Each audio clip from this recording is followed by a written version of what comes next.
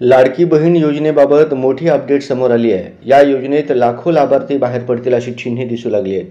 आजपासून अंगणवाडी सेविका आणि पर्यवेक्षिका घरोघरी जाऊन पडताळणी करणार आहेत। तुमच्या कुटुंबाकडे जर 4 चाकी वाहन असेल तर तुम्हाला या योजनेचा लाभ आता मिळणार नाही अशी माहिती आहे। दरम्यान या योजनेत सुरुवातीला सरसकट अर्ज मंजूर करण्यात आले होते। निकषांना जास्त महत्त्व दिले गेले नव्हते, त्यामुळे राज्यात लाभार्थ्यांची संख्या वाढली। परंतु आता या निकषांनुसारच लाभ देण्याचे राज्य सरकारने निश्चित केल्याचे दिसत आहे। विधानसभा निवडणुकीच्या तोंडावर या योजनेची घोषणा करण्यात आली होती। महिलांनी मोठ्या संख्येने अर्ज केले होते। यावेळी सरकारी यंत्रणांनी देखील कोणतीही तपासणी न करता सरसकट अर्ज मंजूर केले होते, त्यामुळे लाभार्थ्यांची संख्या वाढली। सरकारी तिजोरीवरील ताणही वाढला। राज्य सरकार दरमहा 4,000 कोटी रुपये या योजनेवर खर्च करत आहे।